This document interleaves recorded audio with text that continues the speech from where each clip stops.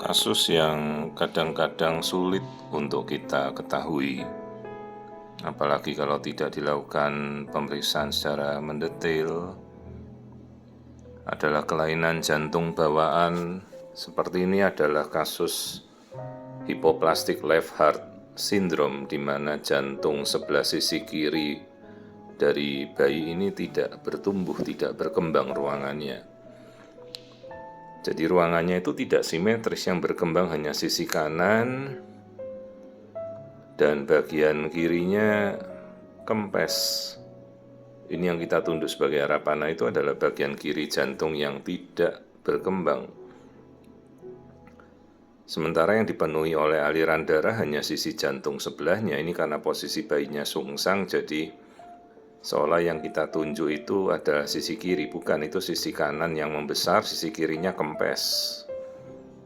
Ya, ini karena posisi saja dari bayinya yang sungsang. Kasus hypoplastic left heart syndrome ini kasus yang sangat fatal ya. Jarang sekali bisa kita koreksi dan cukup berat penanganannya, harus dengan bedah koreksi. Seketika dia lahir dalam kondisi yang cukup berat ya, untuk mengoperasi dan merekonstruksi kembali aliran darah jantung yang bermasalah ini. Ya, jadi kadang-kadang itu banyak sekali penyebab kelainan jantung yang kita tidak ketahui.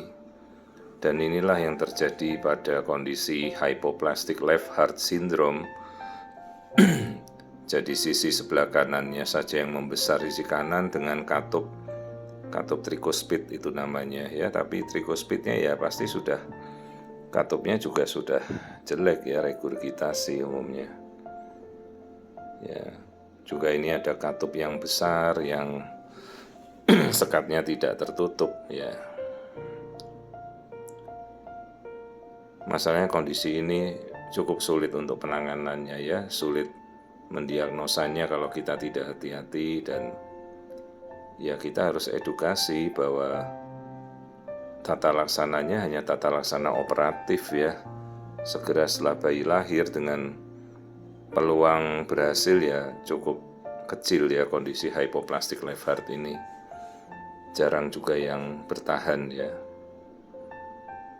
Jadi kalau hypoplastic left heart itu aliran darah ke jantung kirinya nggak ngalir sama sekali. Jadi ruangan jantung ke kiri itu nggak berkembang. Biasanya